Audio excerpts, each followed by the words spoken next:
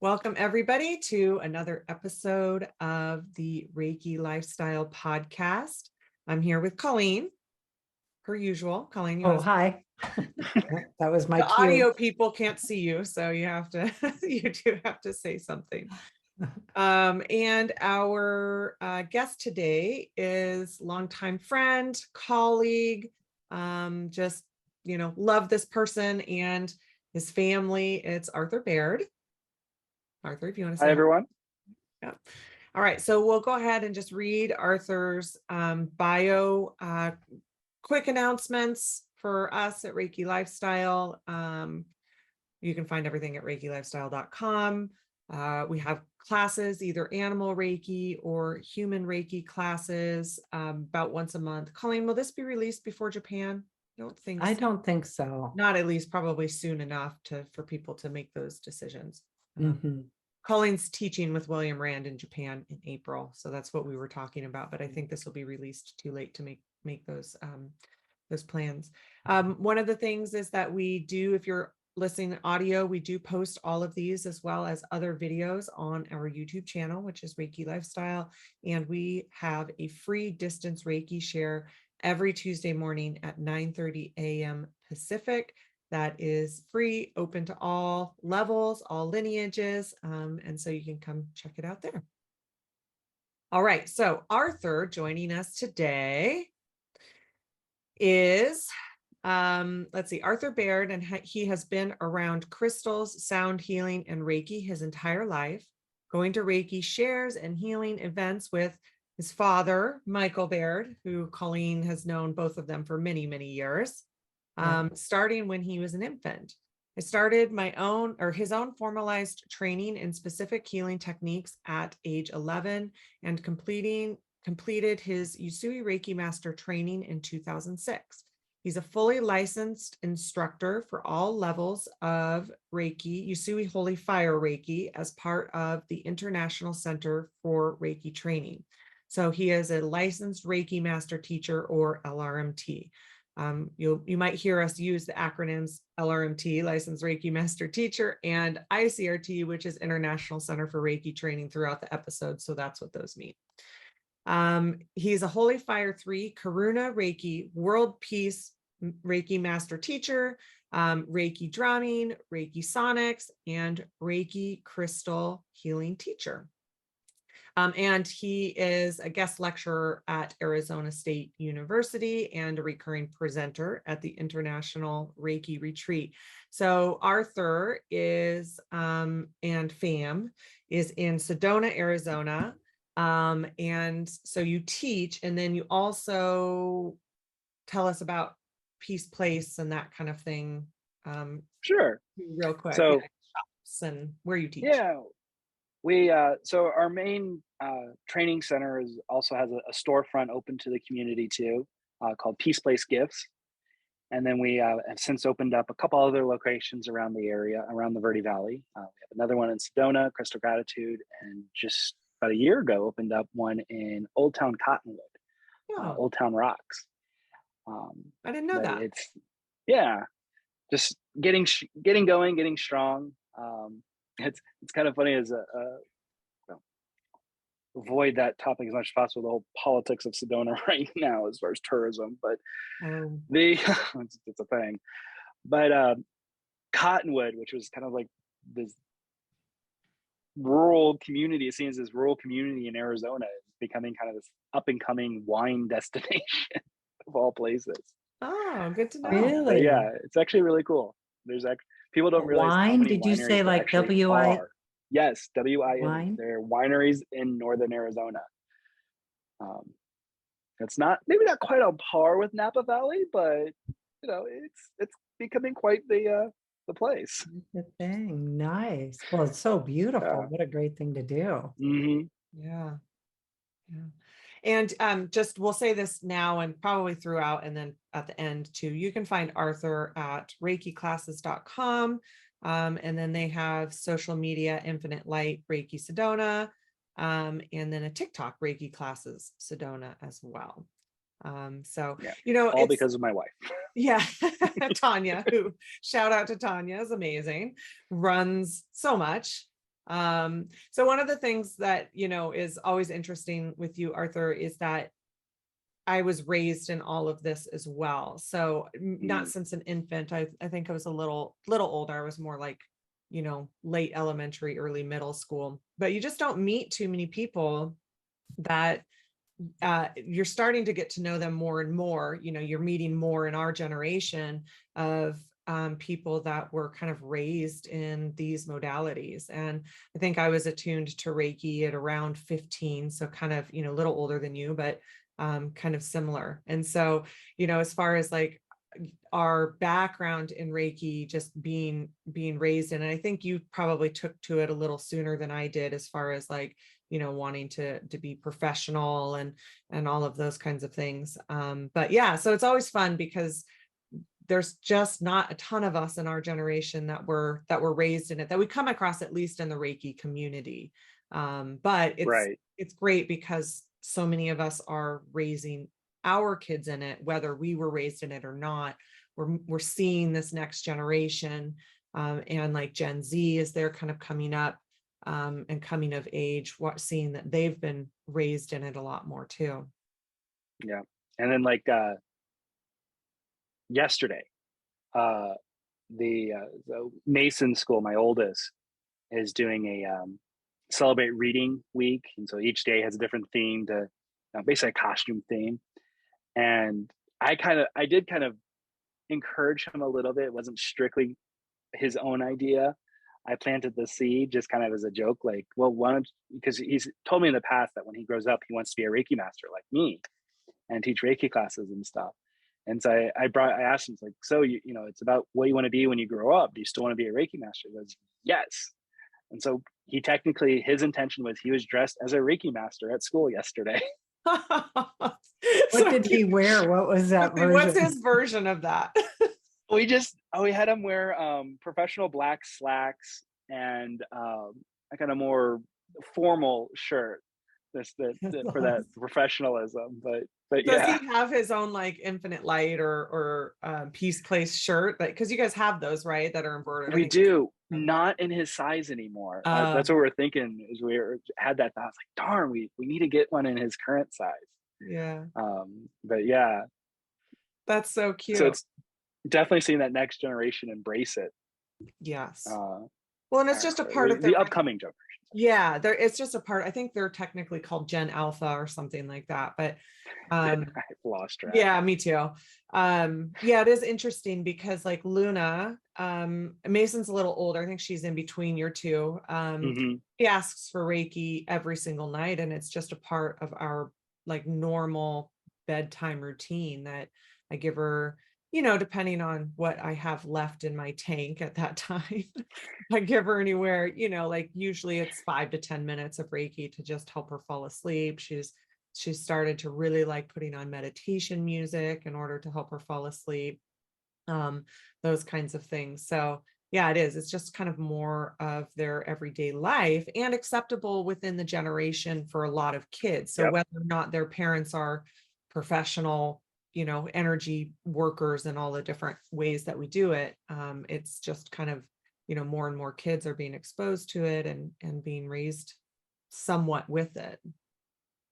And there's definitely a lot more openness in the tolerance. Yeah, I mean, I feel like there's been tolerance for a while, but we're really getting to the openness of it and embracing of it as a society. Yeah, that's true. It doesn't have to be a part of your like secret. Right. Yeah. Well, and you're in Sedona, so it is probably a little bit different, but but yeah, it is starting to become more and a part of people's solutions as far as parenting is concerned, as far as solutions for their kids, when it comes to things that come up as far as, real life things, school stuff.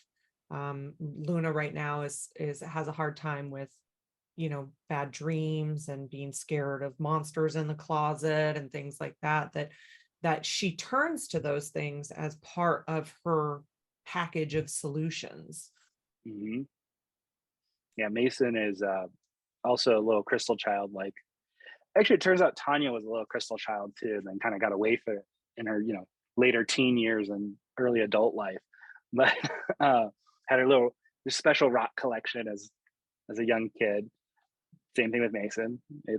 We kind of both my boys, whenever we go into the store for whatever reason, and sometimes when we go into other people's crystal stores too, we kind of have to turn them upside down, shake them out, make sure there's nothing in the pockets. That's actually a really good question. It's so funny because Luna's so attracted to rocks and crystals. I didn't think about it as part of her kind of nighttime solutions. Like, kind of like what? Why did I not think of that?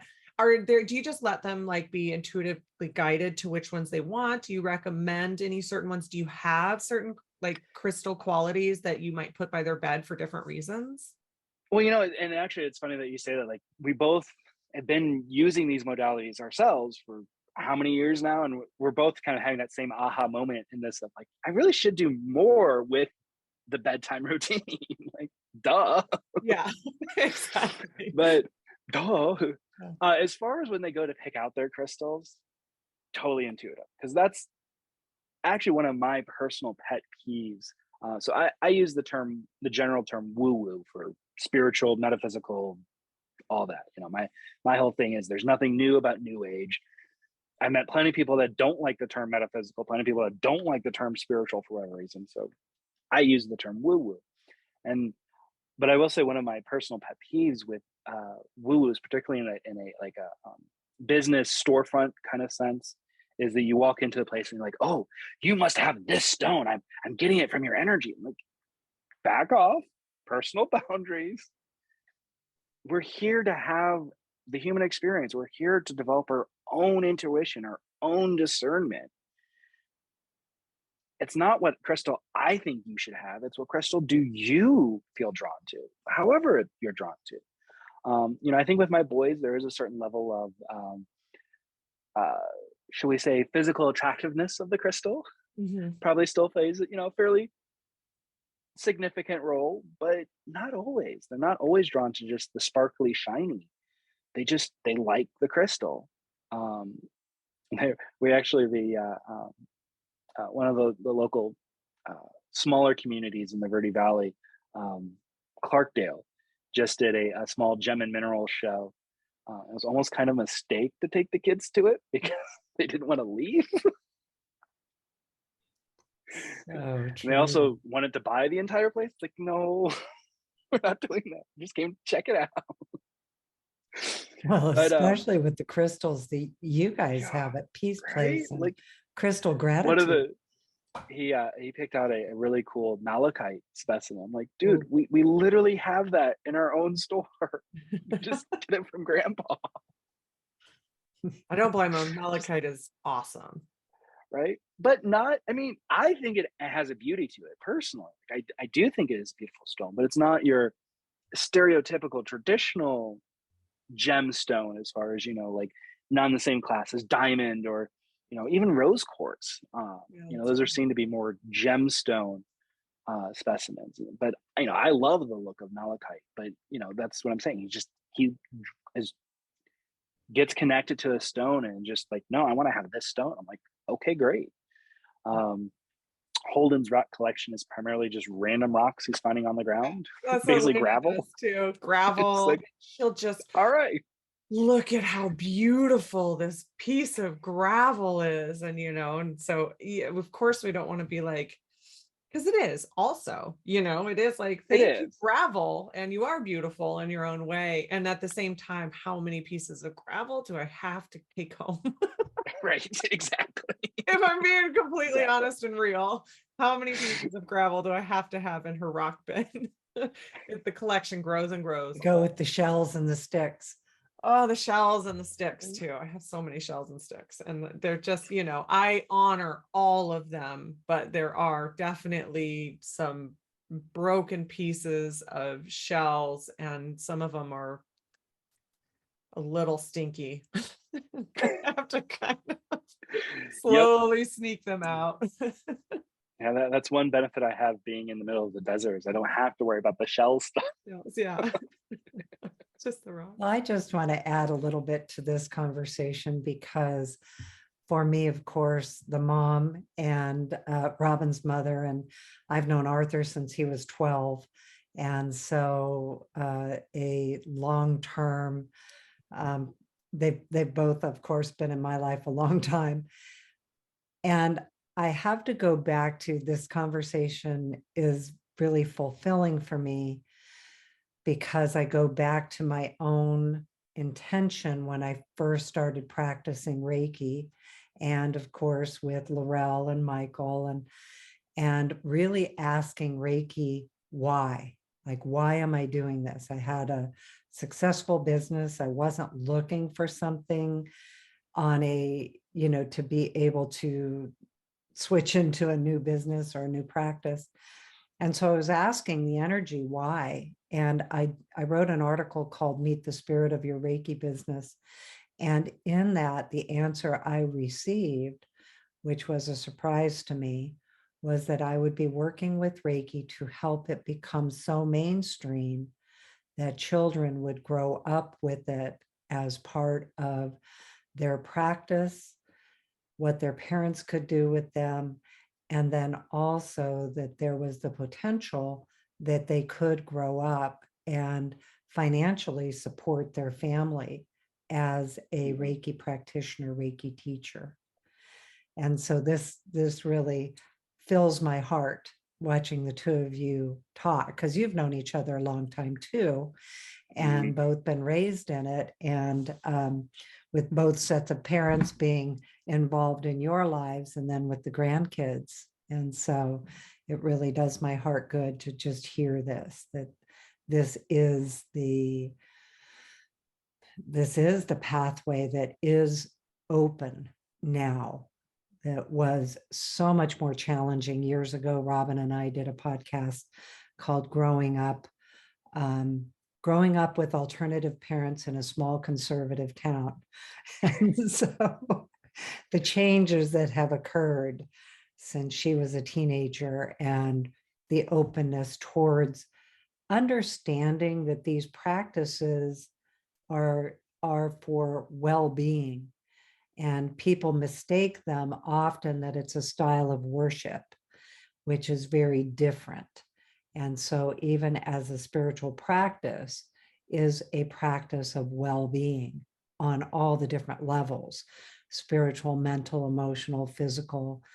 And, we see the value of what this does with the kids growing up with it.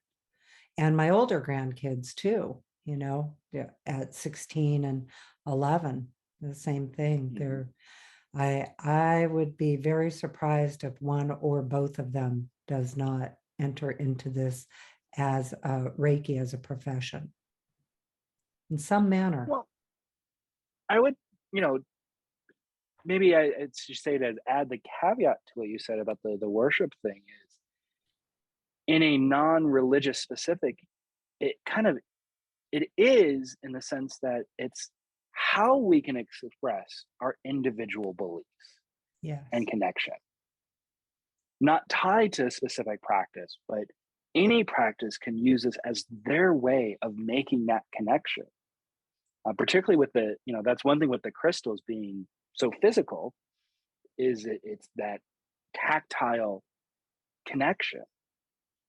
For me, I don't go to, personally, I'm not drawn to go to church on a regular basis, but my communion is being out in nature, being with those crystals, being with that energy. That is my communion. Mm-hmm. And it gives us just that freedom and ways to, so I'm also the currently serving as the president for a local spiritual metaphysical business group. And in that group, one of the things we've talked about is being careful. We like to open the meeting with a meditation, I guess would be the term to use, but we've talked about how we have to be really careful in the language we use, because it's likely that we don't share the same religious beliefs and stuff. And so, yes, we want to be careful with the language we use, but still, even with all of us being from different religious backgrounds, and I'll use spiritual more in the sense that a lot of people use spirituality as their religion nowadays, are able to come together and still have this communal service without getting tied up in the individual beliefs, Yeah. and share that space of that connection with source.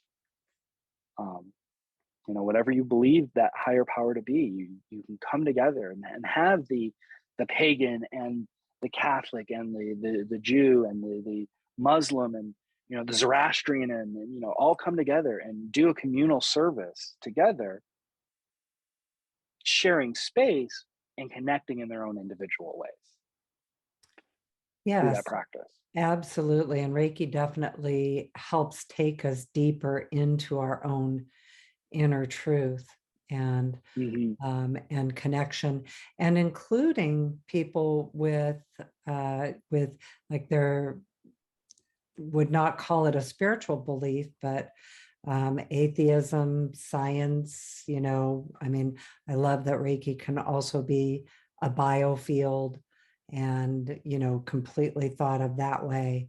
And so as much as anything, it just takes us deeper in, like you say, into our own individual place and allows us to do that in a group of people without, having to be a specific languaging for that. Yeah. Well, and that's something that I think we say all the time too, Arthur. It's like, it doesn't matter how you get to here. It's that we're all Right. working to get to here. And for those that are just listening, I was kind of using like a point that's higher, a higher point, that we all have all these different streams in the way that we get there. And, however you connect in, whatever language, whatever rituals, whatever practice, and how you connect in is what is the important part. And I think what's probably important to most of us is that you're kind to each other on the way there, and that if you have dogmatic beliefs, that you don't impose those on others, that they, that everybody gets to, because it's fine if somebody is like, this is my path, I believe in that, and that's Absolutely. totally fine, but it doesn't have to be your path. It doesn't have to be the way that you express it, the way that you connect to it. But that is, I think, one of the things about, that also we're moving into a little bit more, and maybe even just with the sharing of information, I don't know. But like you were saying earlier, that openness of being able to get to that place, get to that inner truth, inner knowing, that connection with source in the oneness of all of humanity and the planet and all of that, and all in each of our different ways that we do that. It's kind of interesting that in a time where on so many topics our society has become divisive and polarized, that this is the one area that used to be the polarized topic is where we're finding the common ground. That is such a good point.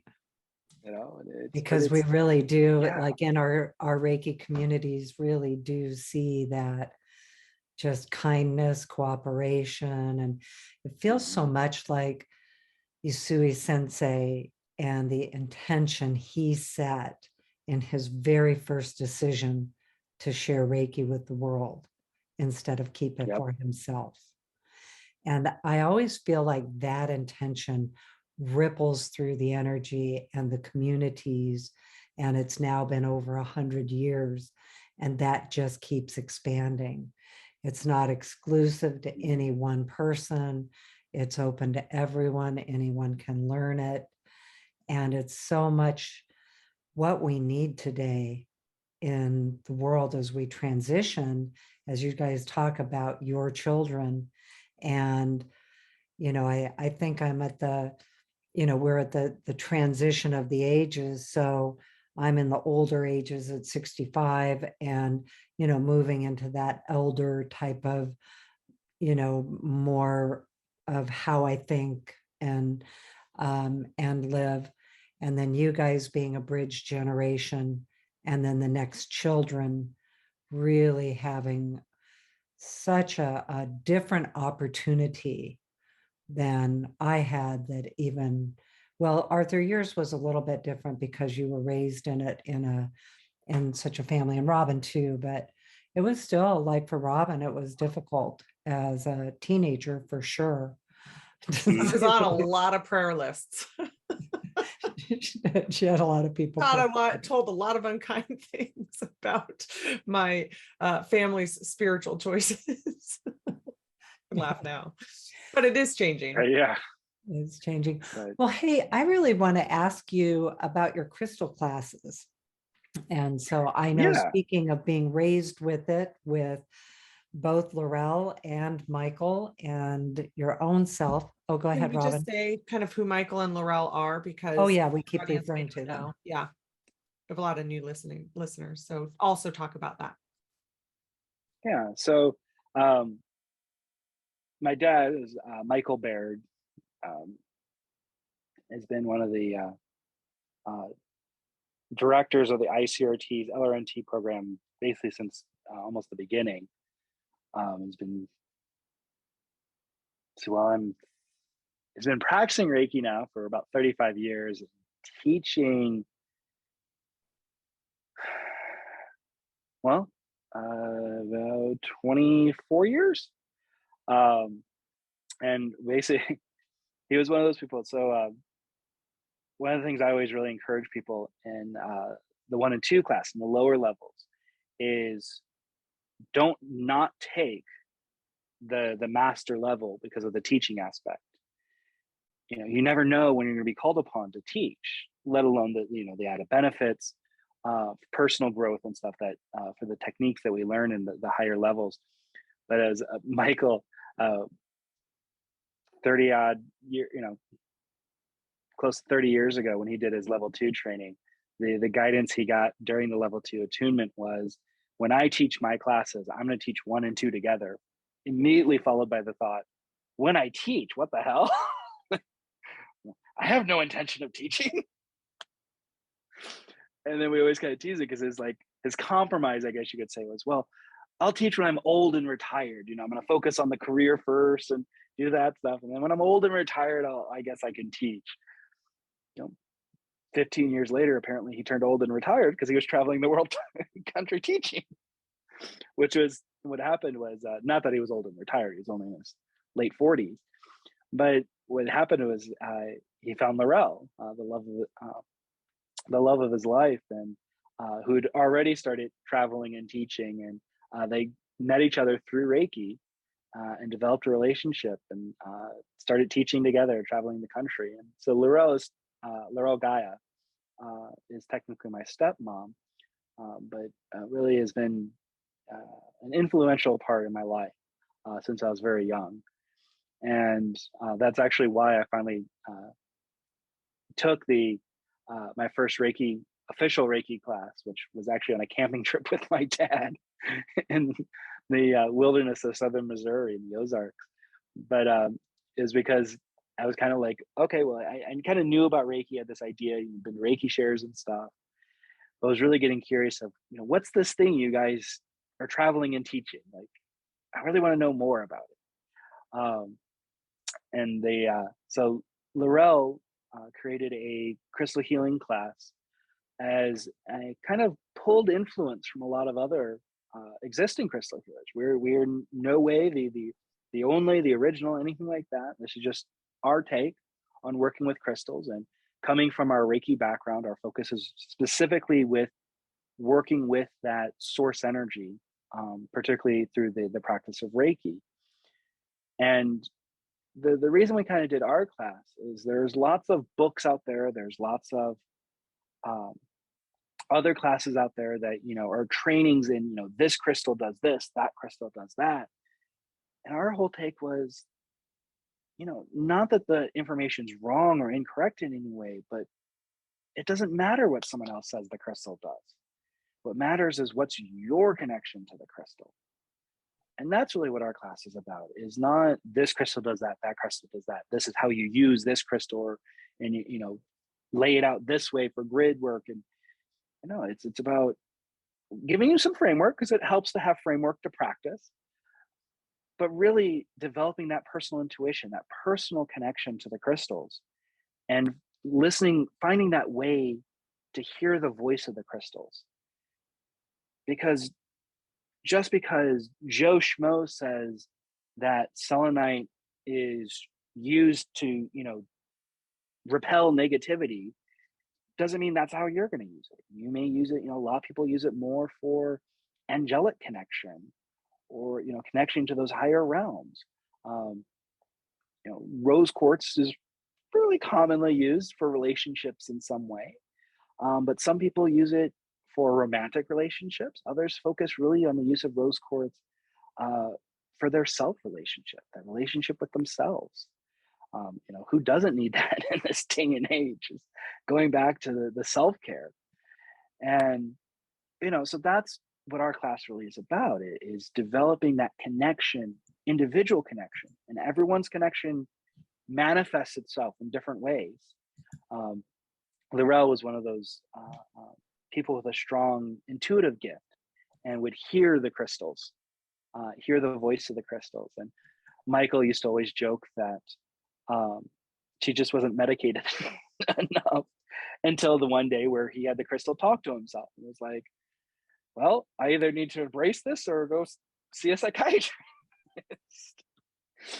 And, so it's, everyone has their own path. Everyone has their own journey. And that's the beauty of it.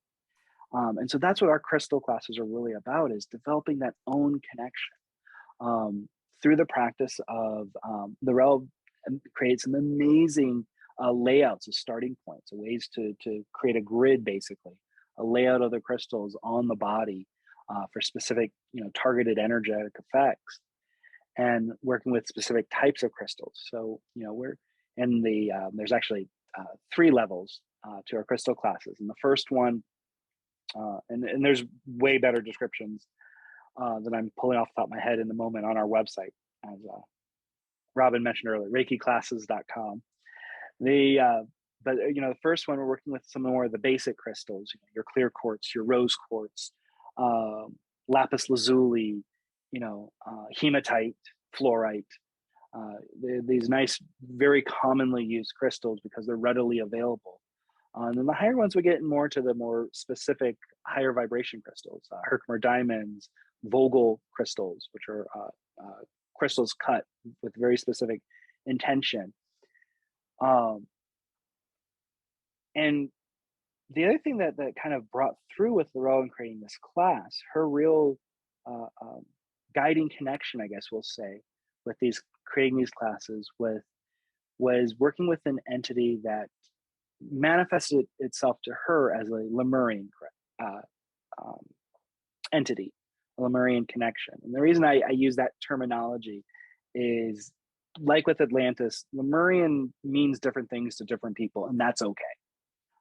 It's about that individual connection. So represent herself to her as a Lemurian connection, and kind of the general idea of Lemuria, for those who are not familiar with it, have not heard the term before, is the general kind of consensus is Lemuria was the spiritual counterpart to Atlantis's technology. Atlantis was all about the advancement of science and technology.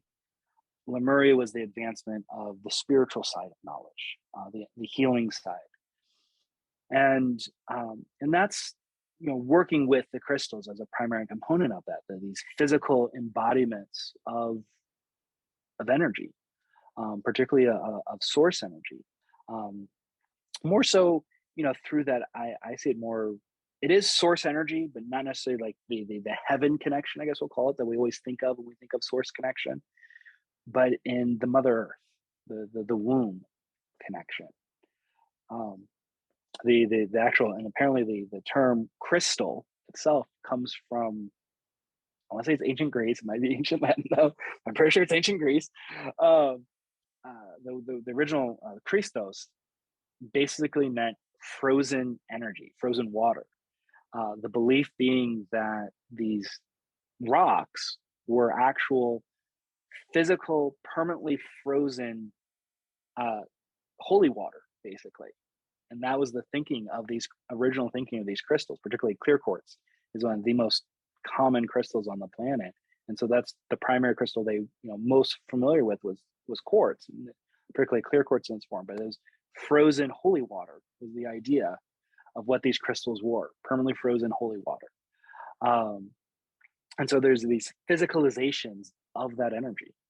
Now for me, I have a strong connection on the science side of, I look at it as from the chemistry definition of crystal refers to a specific rigid particular arrangement of the molecules to each other. And what science is now showing us is that this arrangement of the molecules holds energy, holds vibration. And by interacting with the crystal, we're interacting with that vibration, manifesting that energy into our field, normally meaning for a healing benefit. But talking about the invocation being focused on the more prosperity and more mundane side of things, well, I guess we could call it, is one of the first main big ways crystals were used, globally speaking, was good luck, good fortune charms, jade. Looking at ancient Chinese tradition, jade, that's a crystal, and was so sought after, not just because of its physical scarcity and therefore importance, but because of an energetic connection and representation. Now, it is true that diamonds were not a wedding thing until the 1920s. De Beers campaign, commercial campaign that made, diamonds are a woman's best friend and started all that process. But that said, diamonds do have energy. And it's the general consensus of diamonds, one of their big energy properties is fidelity. So yeah, it sounds like a great thing to use with weddings. With birthstones is a long-standing tradition. The idea of birthstones, it's funny, kind of in an interesting sense, less of a haha sense, of just how much crystals are part of our cultural psyche without us thinking about them as these spiritual tools. Like, that's what they are. That's why they're part of our cultural psyche, because they're spiritual tools. But we don't think of them as spiritual tools. We think it's like, oh, just this birthstone thing. That's just, it's like the old wives' tale. It's like, well, where do you think that came from? Why did it stick around? Because people felt a change in their life by working with this stone. But everyone's unique in the exact way the stone represents itself to them. And like, so, another big thing that people are focused on in this day and age currently is the idea of dispelling negativity and focusing on bringing in positive, being fully present in our physical body. The crystals that are really good for that are basically any of your black crystals, smoky quartz, hematite, black tourmaline, black onyx, black obsidian. Excuse me. And yes, all of them ground. All of them focus on protecting, basically. I don't like using the word protection because that's a negative focus, but for simplicity of conversation, it's what they're doing is protecting. All of these stones, and that's just the top 10 most commonly found ones that I just mentioned, or however many I just mentioned. Those are just the most commonly found ones. All of these stones serve similar purposes. So each individual person is drawn to a specific one of those. Some people are all about the black tourmaline. Others are all about the smoky quartz, or all about the onyx or the obsidian. Or for me, I like hematite. Hematite's iron ore, so it's heavy. So the reason I like hematite, because there's not only the energy of grounding and being present and all that stuff being in your body, the physical weight of the crystal, it's kind of like the rubber band on the finger. It's that physical reminder of, oh no, when I'm working with hematite, I want to be grounded to this physical plane. I want to be weighted down basically by this crystal. I like black kyanite because I like the way it looks. Black kyanite. I know I was forgetting one. Black kyanite. I like the way it looks. I like the beauty of black kyanite. Yeah, it's so that's pretty. one of pretty wise. Yeah. That's another one. Yeah. So all of us are drawn to different ones, and that's a good thing, because we're all working on slightly different things. And it's also kind of interesting. And the reason why going back to what I said earlier, my pet peeve of the woo-woo person dictating and forcing a specific crystal upon someone is how often when someone's drawn to the prettiness of a crystal, it's like, ooh, that's sparkly, I like that. And then when they learn about the physical, the healing properties, they're like, oh yeah, I totally needed that. The crystals speak to us. I see them as just as much individuals and entities, not human beings, because that's us human, but they're just as much beings as we are, as our four-legged and companions are, with cats, dogs, whatever. They are our mineral companions, or brothers and sisters of the mineral kingdom, and they're here to work with us, and just like how maybe a little charging here and say, unless you photosynthesize, you live off another organism, whether it be a plant or an animal or whatever. Unless you photosynthesize, you live off the sacrifice of another animal. I see crystals as Mother Earth's gift to us to be those healing energies. Just like whether you're an animal eater or a plant eater, vegetarian or a carnivore, it's important for us to give thanks for that being sustaining us and nourishing us. Crystals are the same thing. Unfortunately, just like in the harvesting and just like in farming, not all farming is done in a ethical way. That's a good word. Thank you. In an ethical way, not all mining is done ethically, but it's still our job to just give thanks for the crystal and be that caregiver for the crystal. So I'm also much, I know some people have a lot of bias when it comes to crystals, whether it be against man-made stuff or versus, whether it's a raw, completely raw specimen of the crystal, or it's been carved or, shaped in some way. Or dyed. And it's, dyed or, been messed with in some way. And I look at go with the one you're drawn to. The only thing to keep in mind, in my opinion, with the natural versus man-made is how much are you paying for it? The natural stuff, like citrine's a big one. Natural out of the ground mined citrine is going to be more expensive. It's harder to mine. The stuff where they're taking amethyst and dyeing it and treating it, that's actually not dye, it's heat treating. It's still citrine, but it should be cheaper because it's an easier production process.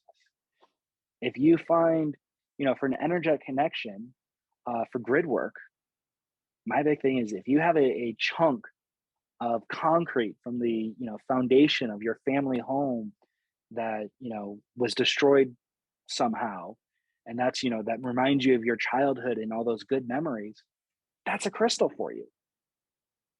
Yeah, it's totally a man-made material, doesn't matter. Do you have an energetic connection to it? If it's a piece of plastic, do you have an energetic connection to it? Because at the end of the day, everything comes from Mother Nature. Plastics are petroleum products. Petroleum is prehistoric organic matter from Mother Earth. It's mined out of the ground. Everything comes from Mother Nature in some way, going far enough back. And why not use the knowledge we were gifted with to create new products, beautiful products? Some people may have heard of a product called aura crystals, aqua aura, rose aura, angel aura. There's basically the different colors have slightly different names used for them. Aura crystals are a man-made lab-created product. They take a natural quartz point and then molecularly bond metals to the surface to give it that color effect, that color sheen. It doesn't exist in nature. We're using our knowledge to create something new and beautiful. One of the common crystals that the general tourists really like lately is bismuth crystals. Bismuth crystals don't naturally occur because bismuth does not occur pure in nature. Bismuth is always in a molecule, in a matrix with other minerals. Bismuth crystals have to be grown in a lab, but they're really cool and really pretty. A lot of people really like them. That's good. Use what's with you. So, that's our class isn't focused on this crystal or that crystal or, becoming the crystal expert.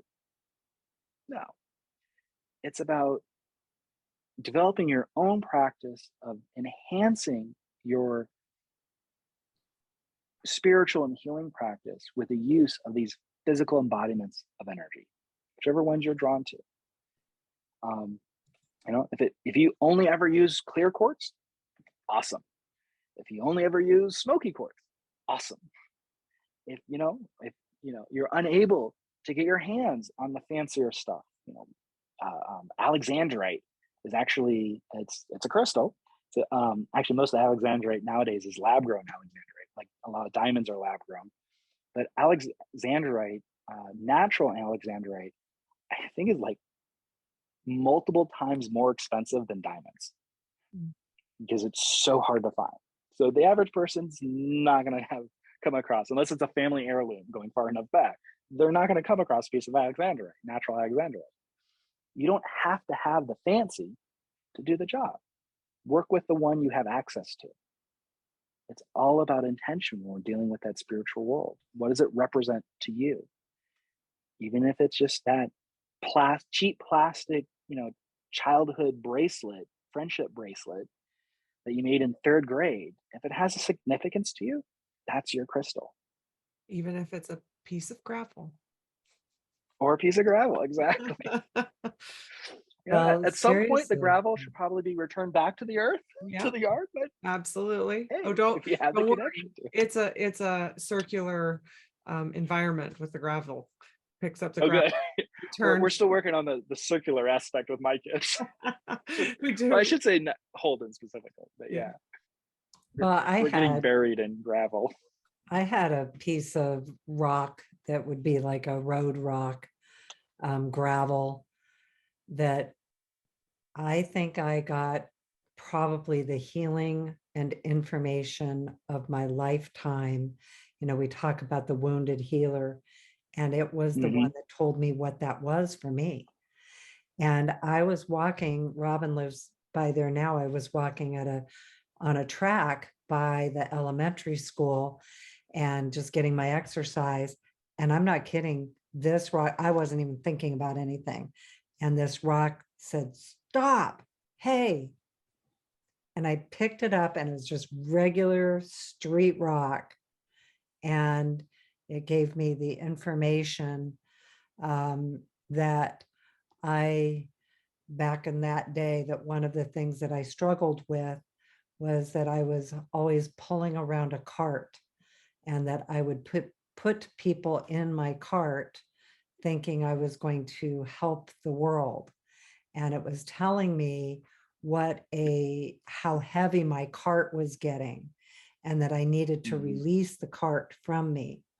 And so it sent me on a years-long journey on understanding the cart, what it was, why it was, and the multiple times I had to release it, because I'd just, I'd take that harness off, set the cart aside, talk to the people I'd put in the cart, energetically, not physically. Well, some of them physically, and do the whole thing.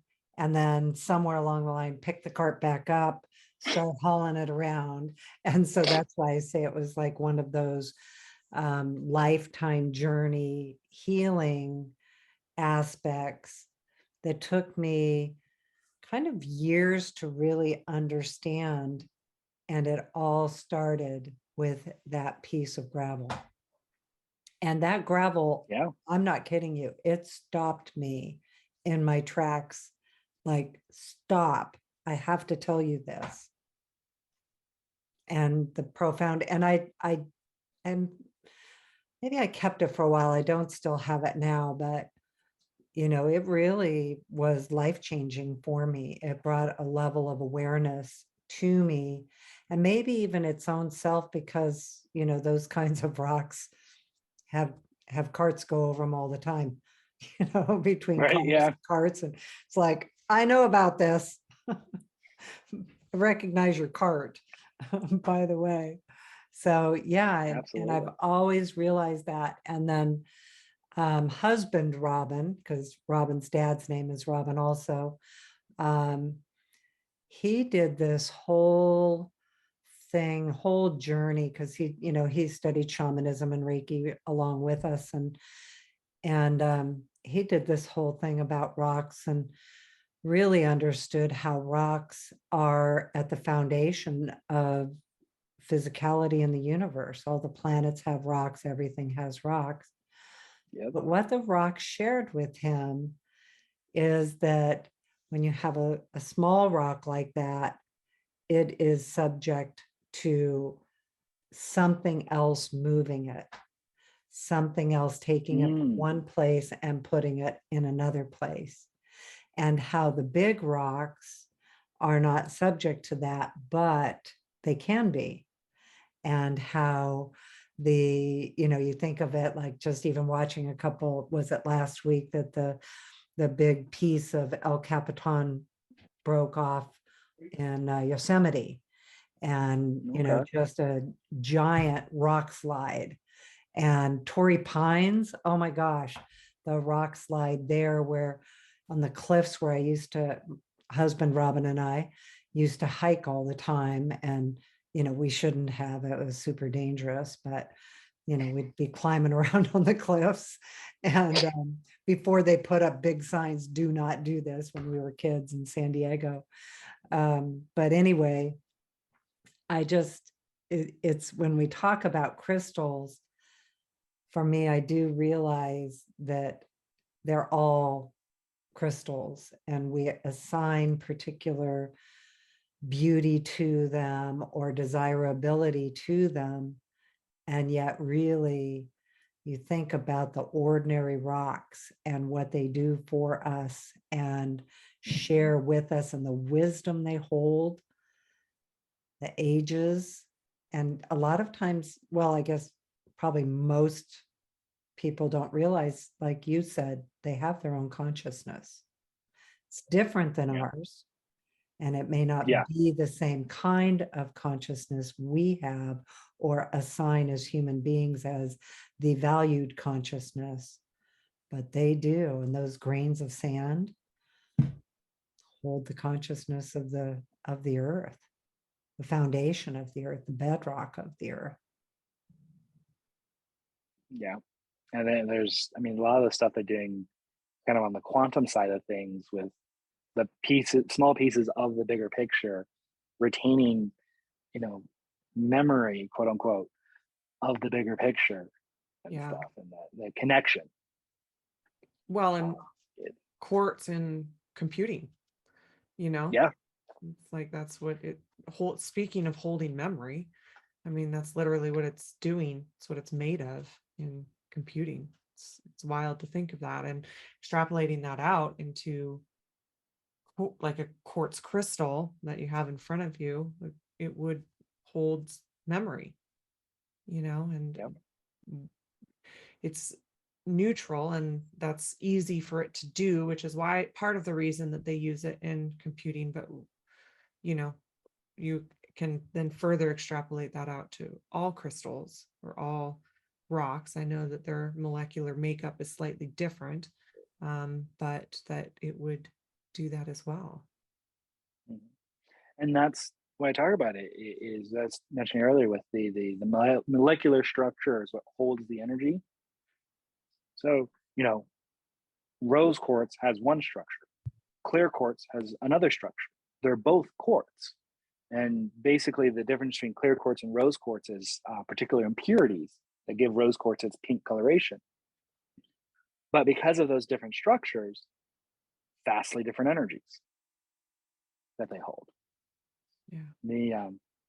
And that's actually, so I will say this too, is one of the things I love about the whole citrine talk is the only difference between citrine, which is a yellow, khaki to sometimes more of like an orangey kind of yellow, and amethyst, which is purple quartz, is the arrangement of the same molecules in the matrix. Interesting. That actually amethyst and citrine have identical molecules making them up, but are arranged differently and give you the different colors. And so actually when they heat treat amethyst, all they're doing is creating a man-made approximation of what naturally occurs to create the citrine. Amethyst, citrine forms under higher temperature and higher pressure than amethyst does. So the reason heat treated amethyst does give you a slightly different coloration than natural citrine is because it's only approximation of that natural process, excuse me. But stones that do very different things. Amethyst is,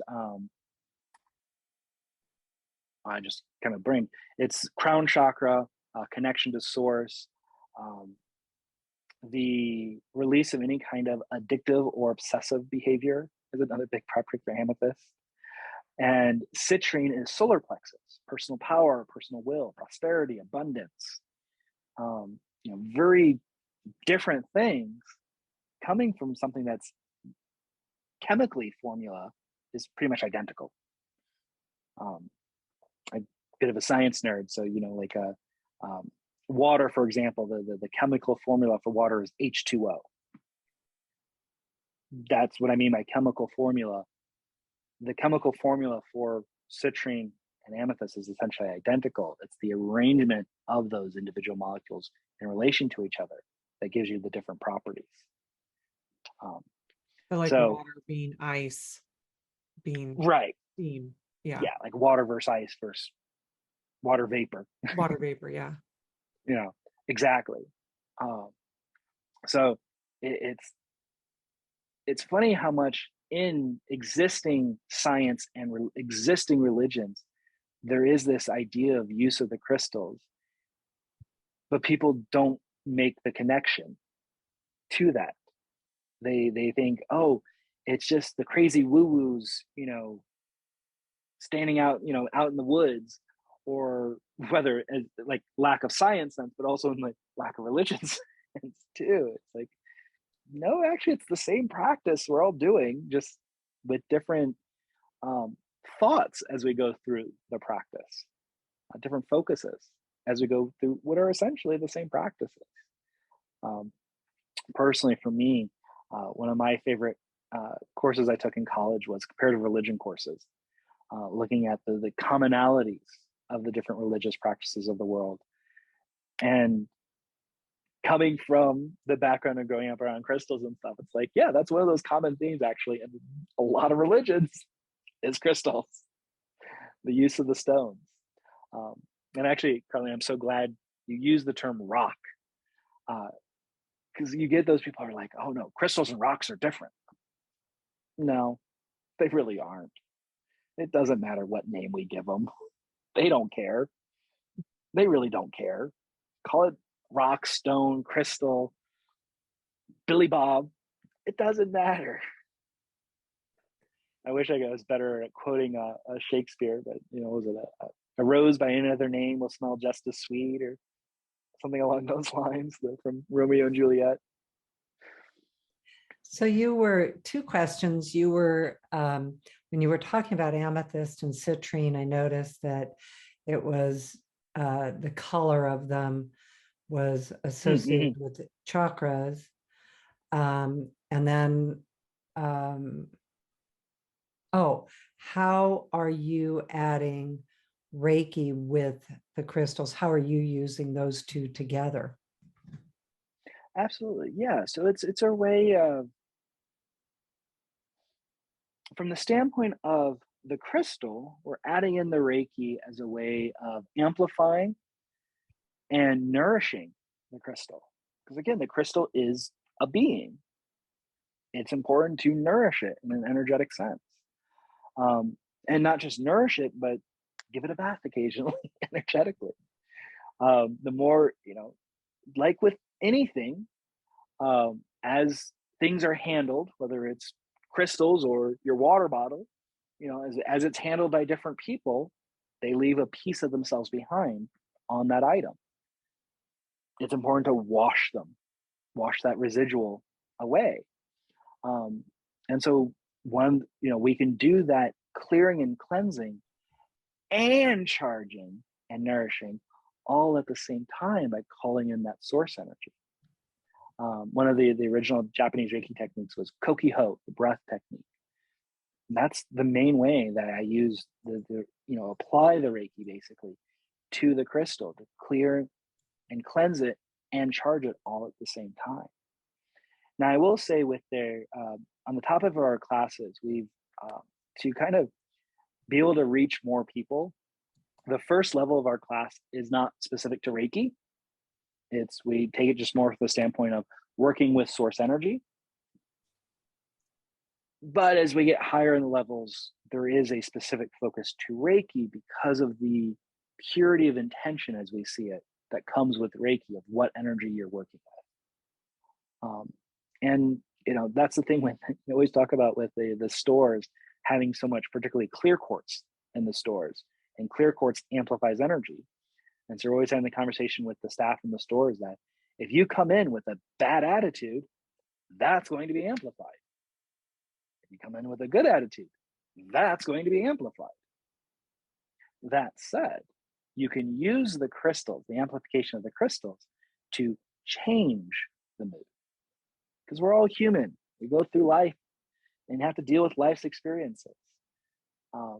Crystals, just like as Reiki is our ability to choose to be in that source energy, to be one with that pure divine love and light, crystals are another tool to help us in making that choice and to enhance that choice. So no matter how crappy of a day we've been dealing with, how little sleep we've got dealing with our kids, we can use the crystals and the Reiki together to change our mindset into the mindset we want it to be in, the positive, energized, upbeat, happy-go-lucky mindset. And so the Reiki from the standpoint of the classes, the Reiki is our way of working with source energy and bringing in that source energy as we work with these physical embodiments of that pure energy, but as a way of enhancing and amplifying them. I did I actually, for going back to more of a mundane application, is when my wife and I were looking for a house, when we found out she was pregnant with our oldest, we actually set up a crystal grid and charged it with Reiki energy, like kind of along the lines of what we teach in the Reiki masterclass with the grid work. And I set up a crystal grid with the intention of finding the perfect house. And the crystals I used happened to be crystals more geared towards the physical home and hearth and that kind of stuff. So some granite crystals that were mixed in with the clear quartz to represent that physical connection. Within maybe 3 months, probably more like 2 months of setting up that grid, my wife and I found a house in the heart of Sedona, $20,000 undervalued, and closed a deal on it. And we're able to walk into a brand new home in the 2010s with equity. That's unheard of these days. Like, no one walks into their home with equity. And the crazy thing is, it had equity even before we were put on a new roof that was badly needed. Which, it's okay, like you do the improvements, then you have the equity. It's like, no, before the improvements, we had the equity. And it was because trusting in the guidance, calling in and using the crystals as that focal point of setting that intention. We were able to basically manifest that very mundane world, but 3-dimensional world, but still a miracle. and it's, it's served us very well. We're in a great neighborhood for our kids. The neighborhood we were living in before we bought this house was known as the where all the meth labs were, for the area. So we couldn't wait to get out. But Arthur, how Go do you, if somebody's not attuned to Reiki, how do you, this is a very common question. How do you clear your crystals? How do you charge your crystals? Without the use of source energy, ways to clear and cleanse the crystal, there's lots of rituals out there. There's rituals around water, rituals around sunlight. Moonlight. That said, the drawback to a lot of those common rituals is a lot of crystals are water soluble. They will dissolve in water. And a lot of the colored crystals, rose quartz, amethyst, citrine, for example, are UV sensitive. And actually the UV radiation that's in sunlight will bleach the color out from the crystal. But those are very common, and they can work. It's but like if you use a sunlight ritual with your amethyst, it'll be less purple eventually. And with enough sunlight exposure, it'll actually go and turn completely clear. Actually, one of the biggest amethyst geodes I've ever seen, you would not know was amethyst anymore. It was outside a rock shop outside the Grand Canyon, and they installed it outside because it's like I think the crystal itself, it's up on a pedestal, but I think the crystal itself, the geode itself, is like somewhere between 10 and 15 feet tall. It's this massive geode. And so they installed it outside. Well, it doesn't look like amethyst anymore. It looks like clear quartz now. I saw pictures of when they first installed it. It was the deepest, richest purple you've ever seen in a geode. It's like, I mean, yes, the beauty of it, everyone's to see it, but it's not purple anymore. I did that It's with still some of amethyst, it still mine. carries that, but it's not Yeah, purple anymore. I put a bunch of crystals out in my altar and outdoors and didn't realize that selenite would dissolve, and the other crystals, yeah, my amethyst faded and still love it. So Yeah. it didn't change that part of it, but I didn't know that about it, that they would fade. So with those two things in mind, what I always recommend is moonlight instead of sunlight. Moonlight has all the spiritual energy of it, and it's not actually more layers of spiritual energy to it without the UV radiation of sunlight because it's reflected light. So full moon especially has a lot of auspicious energy around it. So I use the light of the full moon as a way of recharging the crystals. And instead of using water or a lot of the rituals actually more specifically called for salt water, I use dry salt. Then I don't have to worry about solubility. That's a good idea. Just regular salt.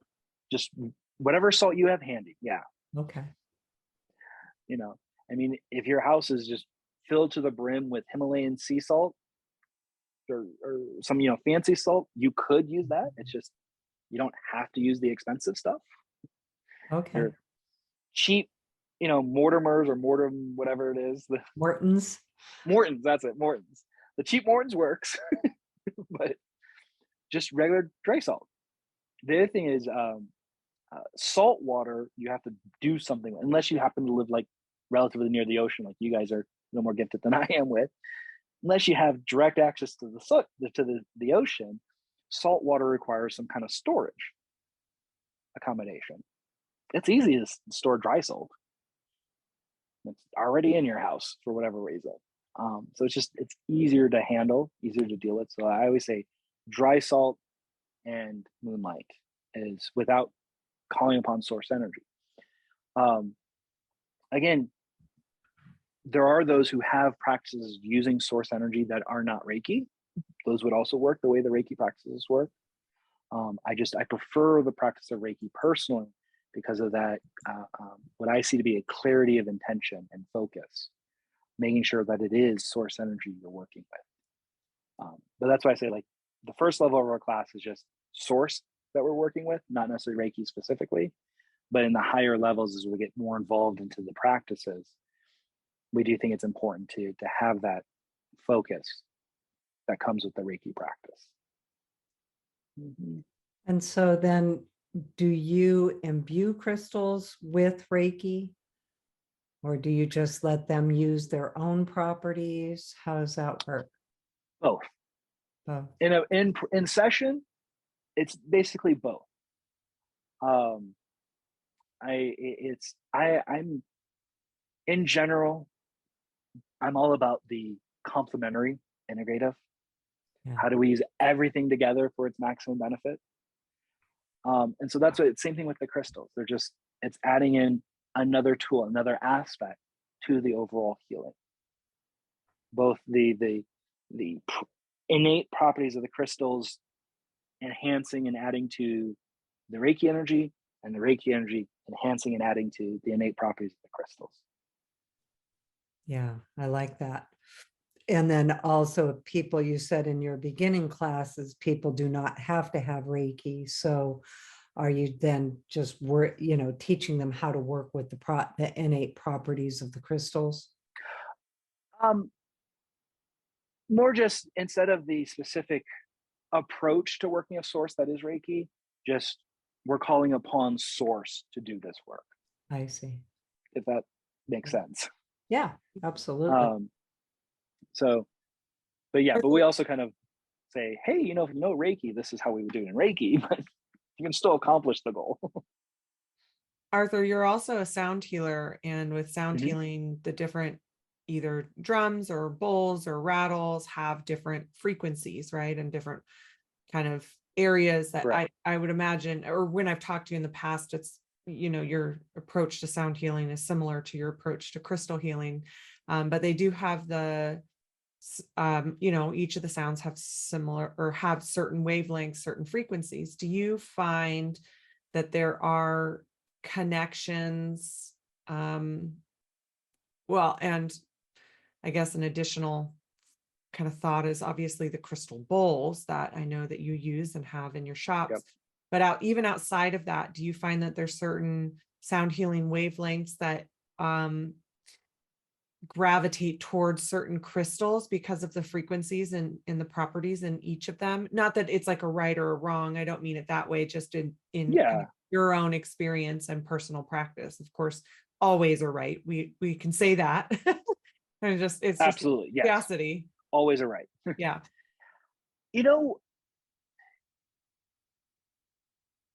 The way I'd have to answer that, just from my personal practice and experience, is I don't know. And the reason I say that is I don't know if the trends I've seen are specific to the tools being used or just what was the case for that one specific session, if that makes sense.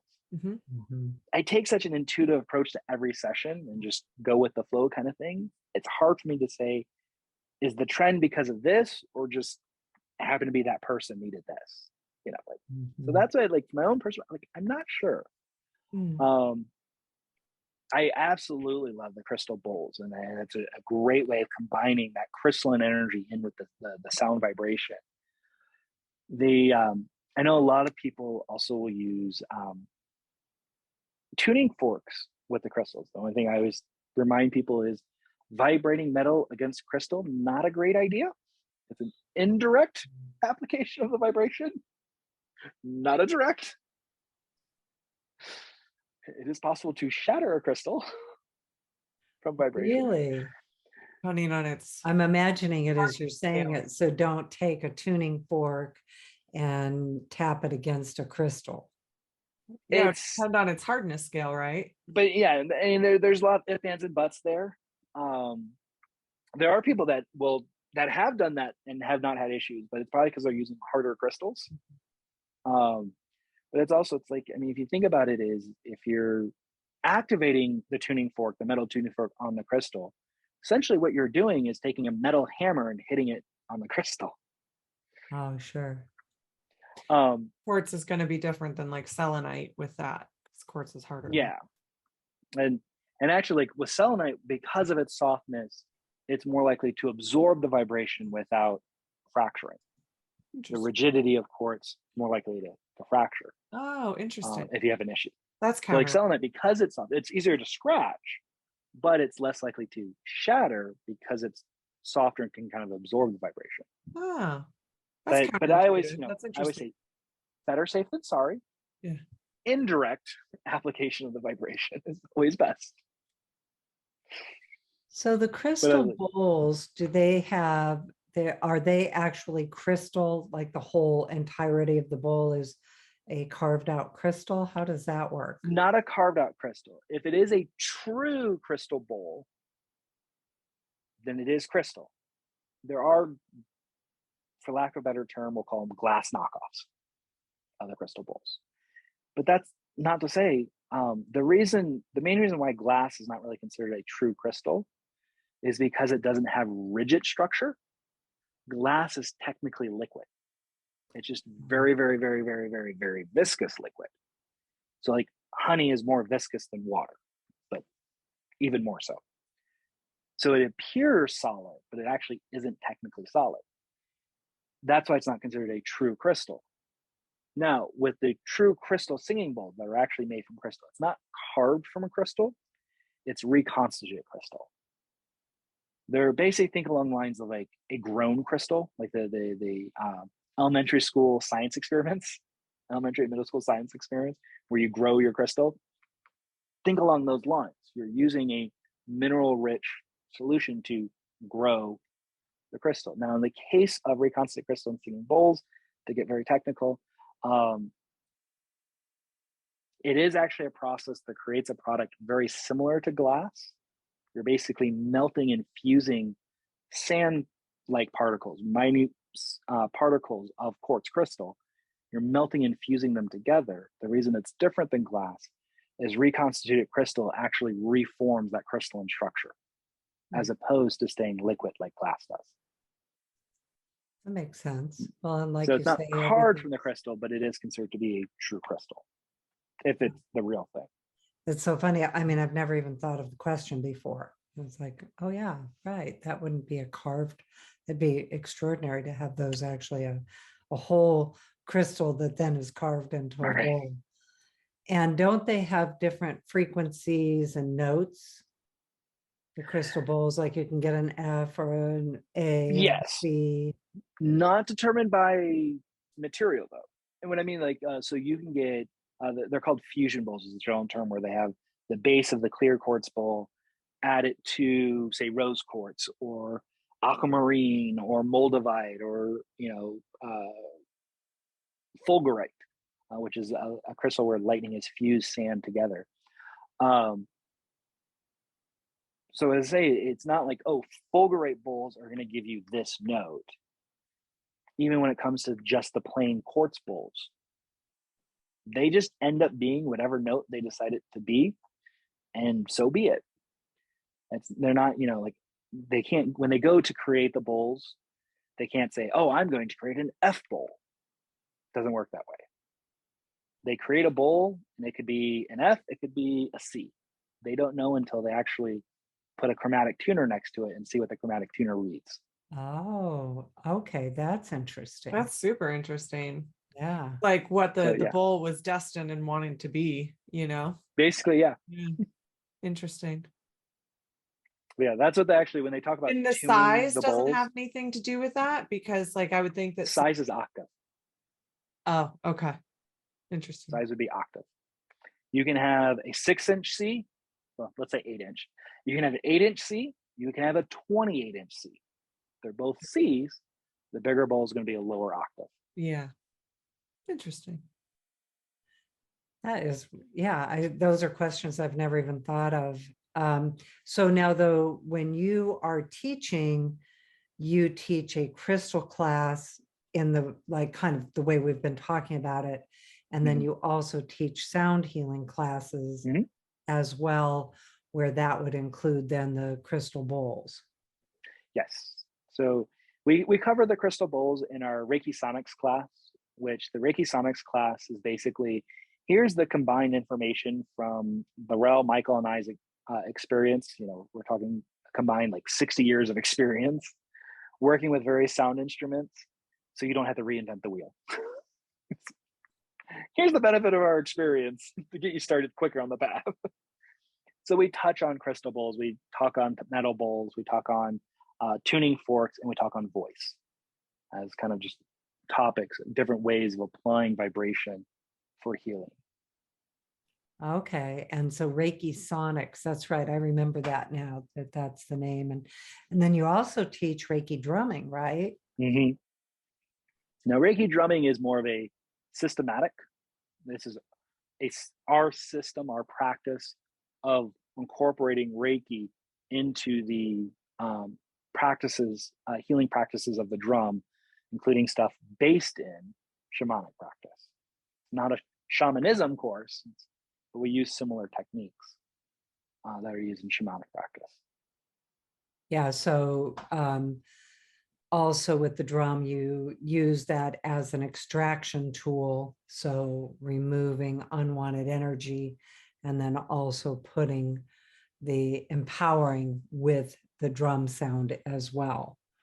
And that's how I tend to, the way I approach the instrument is the same way I tend to approach the crystal, in the sense that I see the crystal as an extension of me, the practitioner. And so instead of channeling the Reiki through my hand, sorry about that. Instead of channeling the Reiki through my hand, I'm channeling the Reiki through the drum, or I'm channeling the Reiki through the crystal, adding to and enhancing that flow of energy. And also with your voice, you used Voice, tuning yeah. fork, crystal bowls, metal bowls, voice. So Yep. doing the same thing in all of those. Yeah, like in Karuna, we get into chanting and toning. Yes. And the power of that. And it's, yeah, this, if you think about it, the voice is the original instrument. Yeah. It's where it all started. Oh, right. That's so true.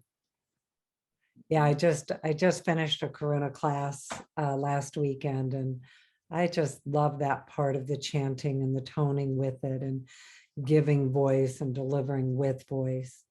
And I think that a lot of times that is an area that people are not necessarily aware that Reiki can be delivered in a multitude of ways. You Yep. mentioned, Koki Ho Reiki with your breath, Gyoshi Ho Reiki with your eyes and hands, feet. We teach Reiki trails and animal Reiki. Mm-hmm. Oh, that's another one. You are also teaching animal Reiki now too, right? Yes. Yep. Just started this year. And yeah, so bringing in the pups.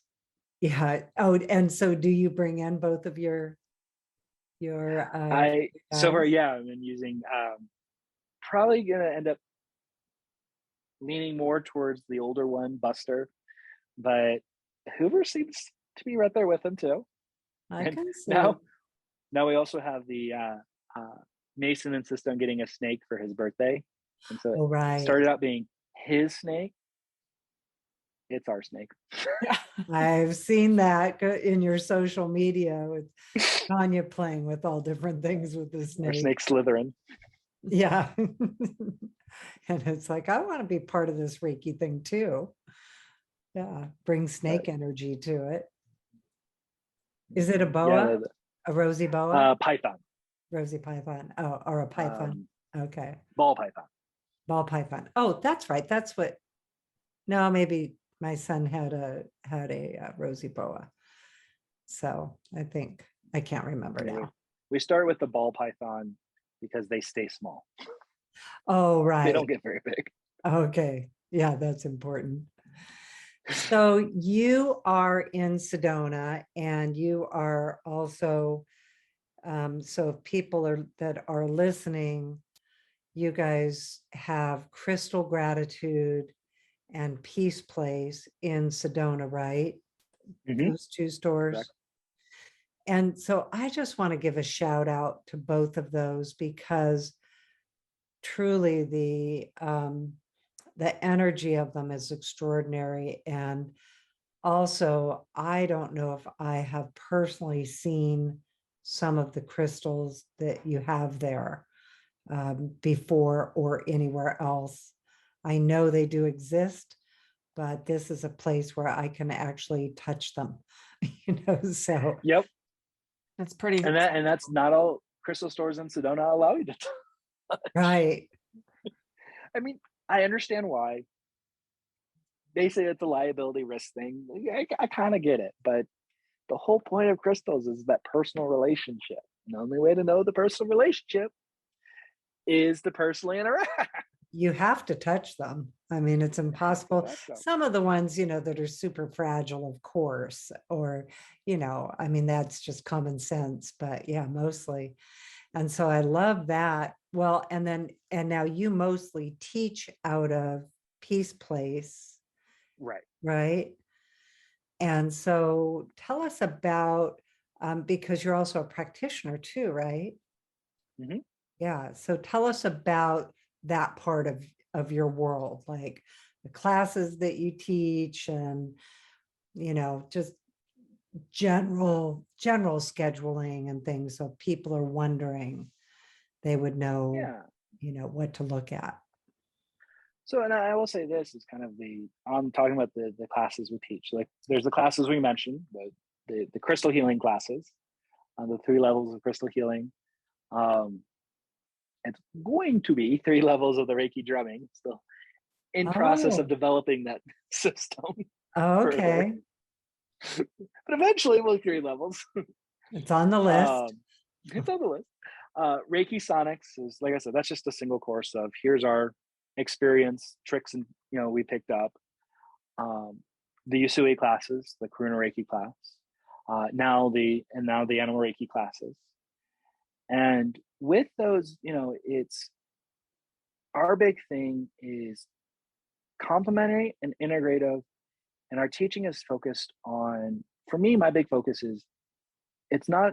Some people have a focus of teaching the teachers or gearing towards that. For me, it's teaching the individual so they can develop their own path.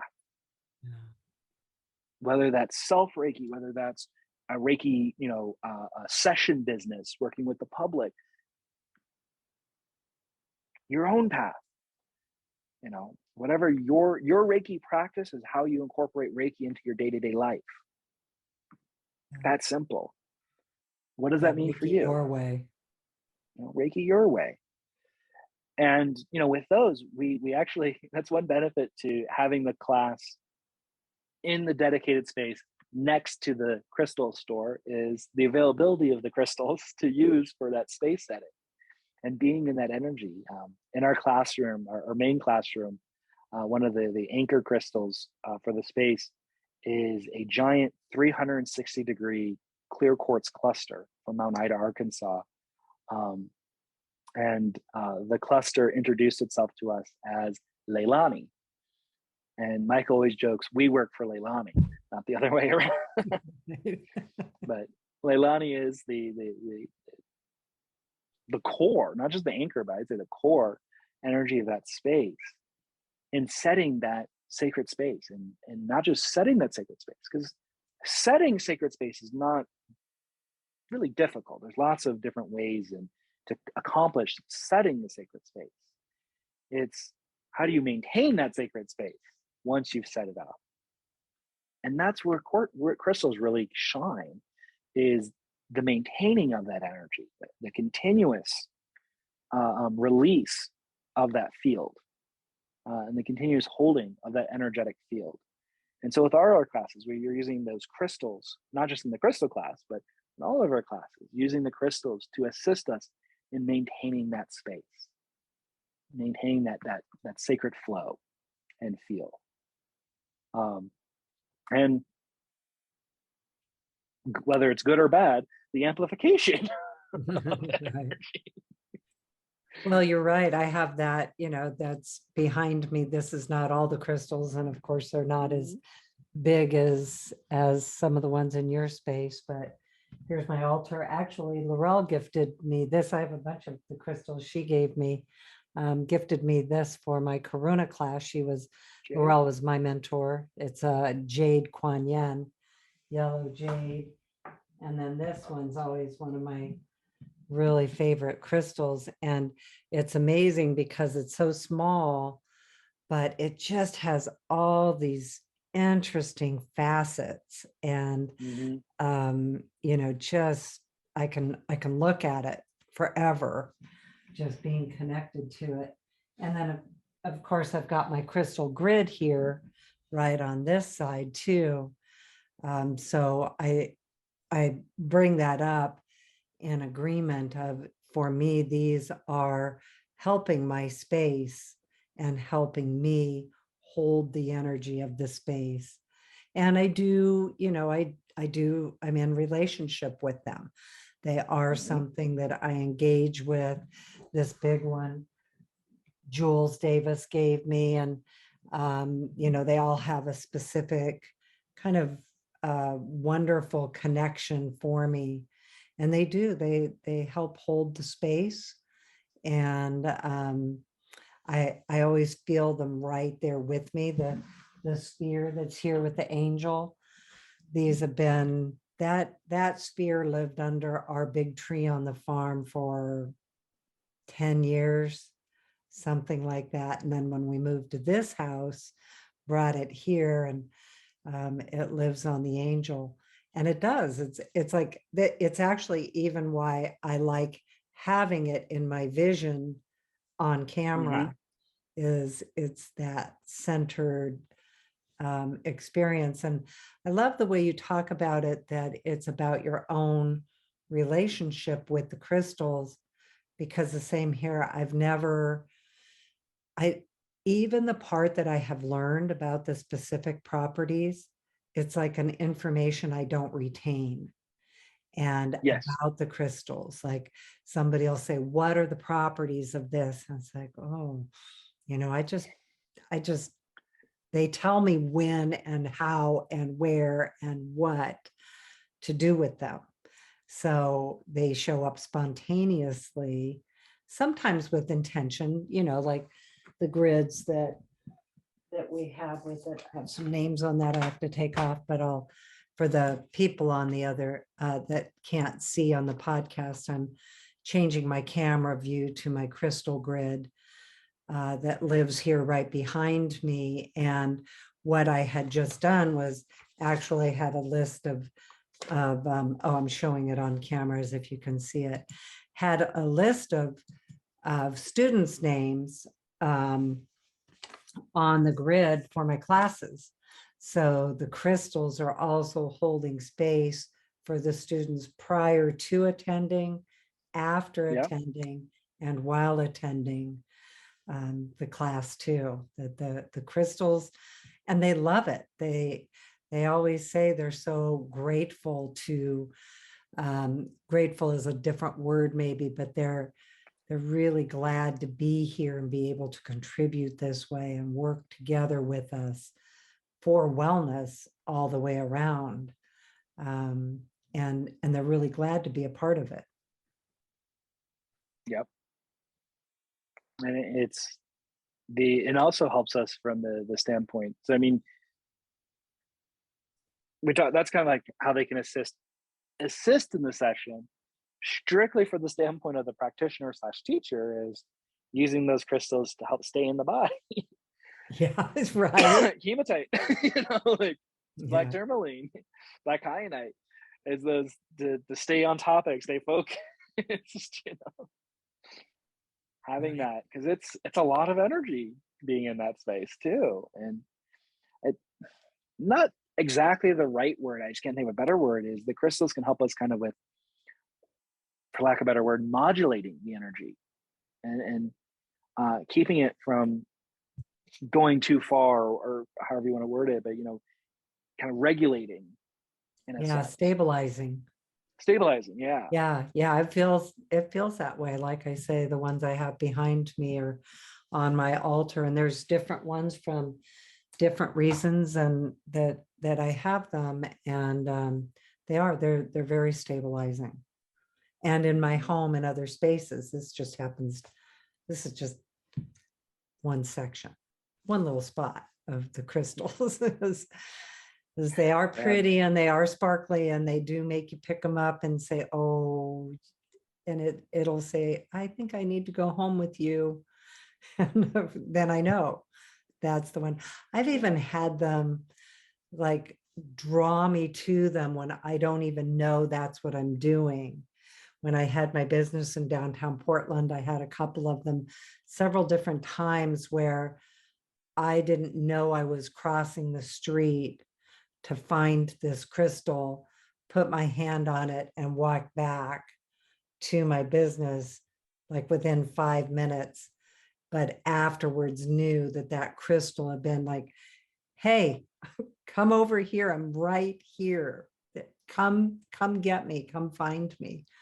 And so I have them from those experiences where the crystals actually called to me to come and get them. And I have one of those that used to be my crystal. I don't have it in this space, it's in another space, but it was one of them that I ended up using on my horse when he went lame. Okay. It's great big, kind of a great big cylinder looking crystal, and almost like a blue quartz.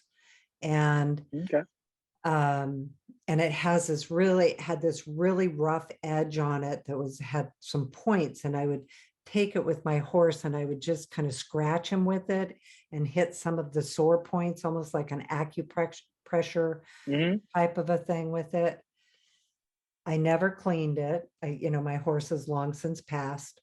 I never got his DNA is still there, but that crystal has never really called me to work with anything else with it, Mm-hmm. except it is a stabilizer in my home. It's Yep. all of those things. But as far as using it as a practitioner, even in my animal Reiki practices, it hasn't called me to use it. It was very much for that one horse. Yep. Yeah. Yeah, no, and it's that is one thing I will say as a practitioner choosing to incorporate crystals into the practice is there are some times that they decide you were just the temporary caregiver until that person came along, or they were just meant for that one purpose. And you just it's funny how much more so than any other tool, working with any other tool, it was working with the crystals, really developing that guidance of what's the message. Yeah, I'm thinking now of another one that was really in a natural form and really looked like a fertility goddess, the big bellied arms Mm-hmm. around fertility goddess. And I was really guided to take that with me usually I don't travel with crystals. This was a trip to Japan with William Rand and my husband, Robyn, and I was really guided to take it with me and hold it on the mountain. And I didn't know why. When I got home, one of my clients called and we were working with fertility with her. And like you say, the crystal said, that's where I belong now. And Mm-hmm. was meant to send to her, which I didn't know at the very beginning. And yeah, it worked. Yep. Yeah, it worked. So you're also a practitioner. So tell us Yes. about your practice as a practitioner. Well, most of the time in sessions, I do tend to focus more on the sound healing aspect of it. It's Well, that's a good time to talk about it. Is going back to the Laurel's legacy, is that was one of her gifts. That with the intuition and everything, and having that strong, unabashed intellectual connection. Like, I mean, to hear the crystals talk, and like just pick up the crystal and ask, what are your properties, and say, okay, it's saying it's this property, and just that ease of flow in that connection. And so far hasn't been one of my gifts. That level, that style of connection. I'm more clairsentient, just a knowing and stuff. And so there was I will say there was a hesitation at first, kind of like I'll let the experts deal with it kind of thing. Not anything Laurel encouraged. Kind of something we talked off previously about was just her encouragement. It was always there of do your own work, and it's not about how I do it. This is what works for me. You have your own way of doing it, and that's just as right, just as effective. And but having to kind of overcome some of that self-doubt and stepping in to really embracing them, because it's every time I would force myself to work with the crystals, I'm like, ooh, new friends, it felt such a rightness with it. But then I'd get up in my head and it's like, oh, well, that's Laurel's better at that, I'll let her deal with it. And that's kind of one of the other lessons along those lines too, is not only the embracing your own gifts and running with it in your own way, not because it's what someone else did, but it's because it's what you do, is not waiting. One of the things with Laurel is she passed almost 2 years ago now, or just a couple weeks out, less than 2 weeks out from the 2-year anniversary of her death. And that was the result, kind of a process of a second stroke caused by a previous stroke almost 8 years ago, and just over 7 years ago, that were completely unexpected and caught the family completely off guard. And where big lesson for our family is live in the moment. Don't wait till tomorrow, because the fact of the matter is tomorrow is not guaranteed. And I approached it before Laurel's first stroke, when she was still actively teaching the crystal classes. It's like, well, I don't need to do it now because I can do it later. And because I kept allowing myself to fall into that trap of, well, I'll just do it later, I missed out on the opportunity of having that direct class experience with her when it came to the crystal classes.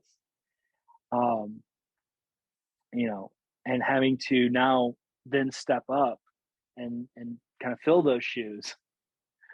I've been blessed to have a connection relationship with Jay Jackson and Shelley Kammermeyer, who were both directly took the classes with her, along with Julie Russell.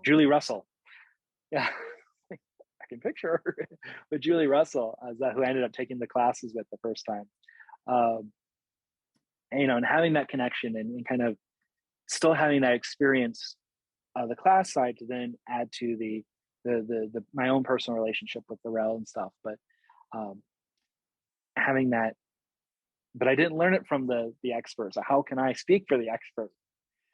And realizing, just learning to trust again that it's not about her way, it's about my way. And that Which really is her the best way. way.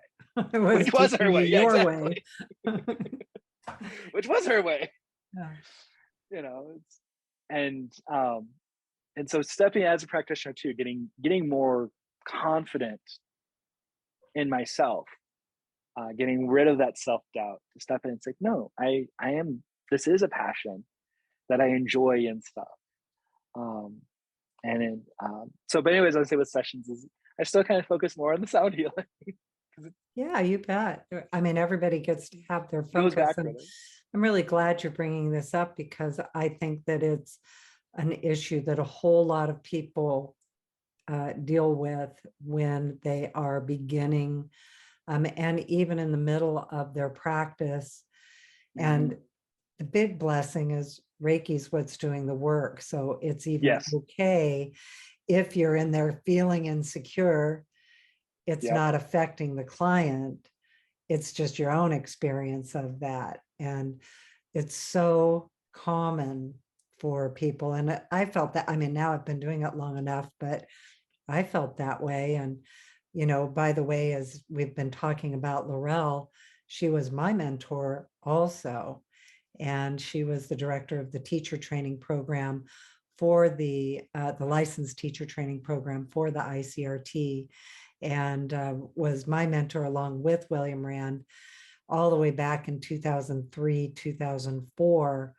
And she was just an outstanding mentor and patient, but also assertive, maybe is the right word. Mentoring. She was she was an excellent mentor. She definitely was very definite about, you know, teaching me her professionalism, and like you say, so many of those subtle awarenesses that you think of later as, oh yeah, that was her mentoring that came through. I still feel her, as we were talking about before we started the recording. She came in so strongly today. And now after she had a stroke, Karen Harrison and I and three others needed to take, it took 5 of us to take over what she was doing. And her influence runs through all of it. It runs through all of the work. And so in the same way as you know, we're all, I think, carrying on that legacy, each in our own way, and her legacy.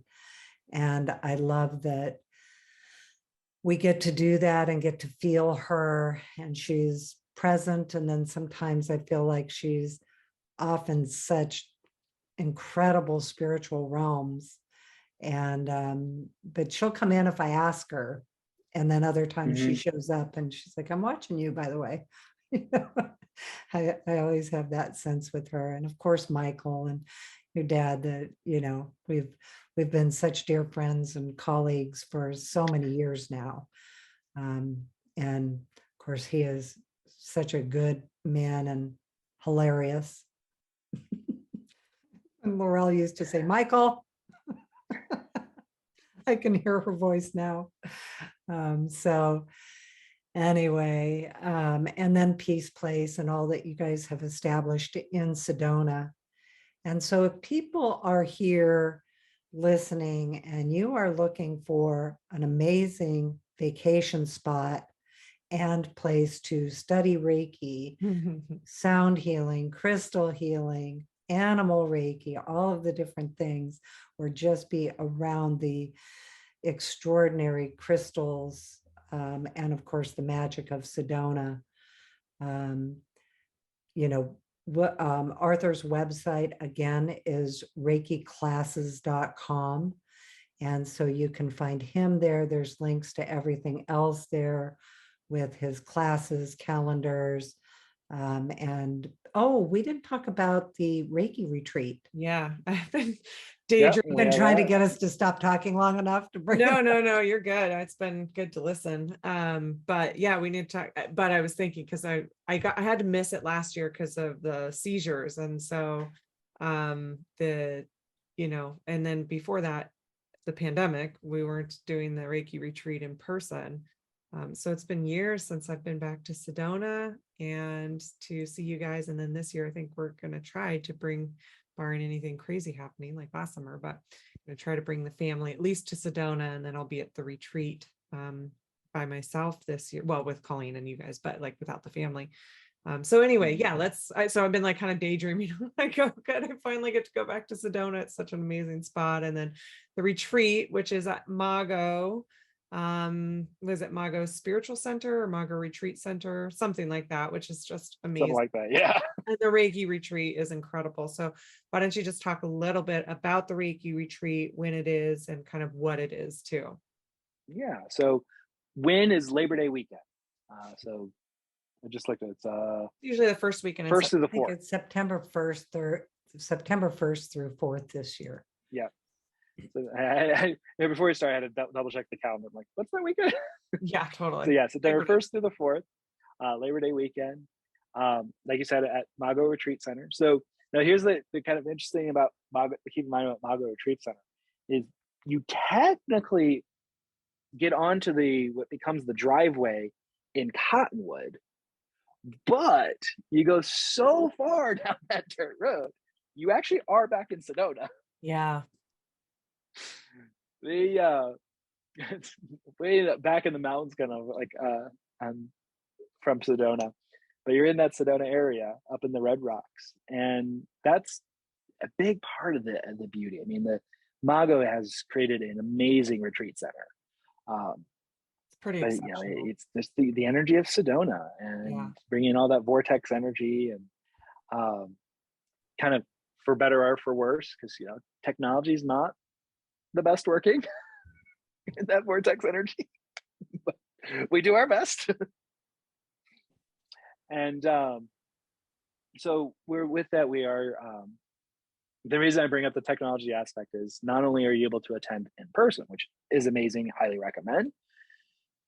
For those who just aren't able to swing the in person, we are going to be offering a virtual attendance too. We do with some recordings and stuff of the presentations. And it's basically the point of the Reiki retreat is just to spend time to set, or let me say it this way, is to set that time aside to just be in the community, Yeah. be in the energy, come together and share together, and just set that time aside, you know, to kind of get away from the real world, as I like to call it, the outside world, and just be in that space and kind of recharge and rejuvenate. It's We very have some amazing, go ahead. It's very healing, you know, if you're going Yeah. there, if you don't have anything going on in your life, it's a healing. And if you do, it's incredibly supportive and healing. Before the pandemic, when last time I was in person, it was actually only like 2 weeks after I had a miscarriage, and just the emotions that come from that. And the being in that community was like, I really attribute to my relatively fast healing emotionally from that. And, you know, I know a lot of people that are going through a lot that attend it. That, you Absolutely. know, you sign up earlier and you don't always know what's going to happen in life before you go. And that how much that supportive community can be. And then on the opposing end, if you are, you know, not going through that kind of stuff, just the amount of joy that the community can bring, and also that the area, that the land can bring, that it just exacerbates that joy and that love that is a part of this amazing Reiki community. Plus the presentations, the Yeah. food is probably the best food of any retreat place I've ever been to. Excellent. The grounds are so beautiful. And Arthur and Michael and Tanya do an amazing job of facilitating and making that happen for us all. And I do want to mention real quickly too, with Tanya, she does the aura reading sessions. So maybe we'll have her on another time to talk about that. But again, if you are in Sedona, that's another opportunity, is to get your aura reading done with Tanya. And she still says she's not psychic. Yeah, you're right. I love that.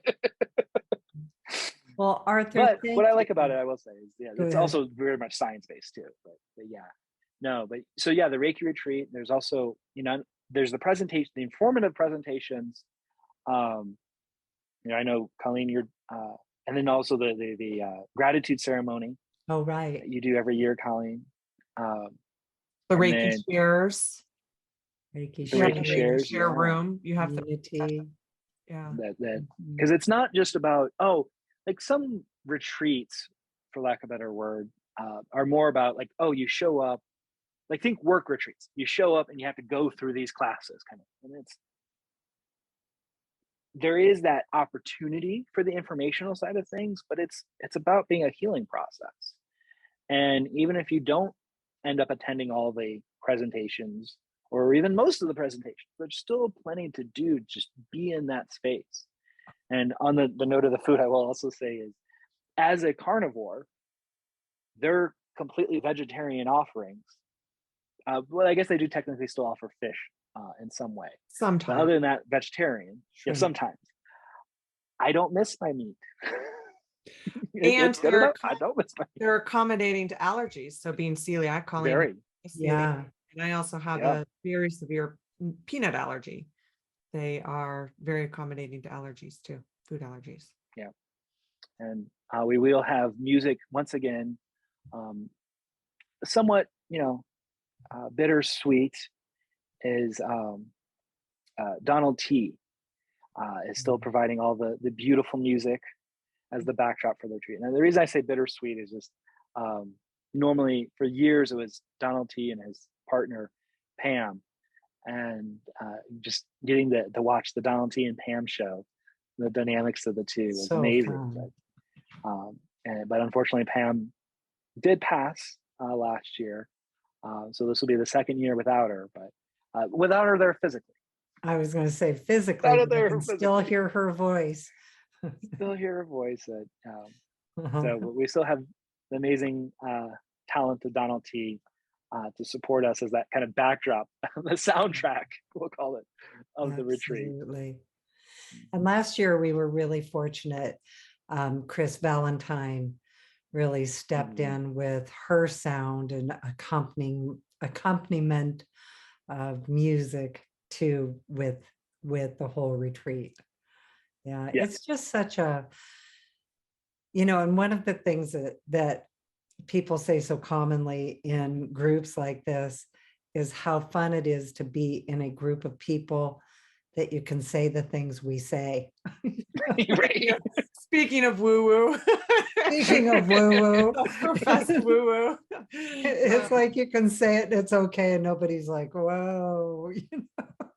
So Right. that's one of the other really big, the fun pieces is to be with other people that just share the same kind of ideas and at least are open to the discussion.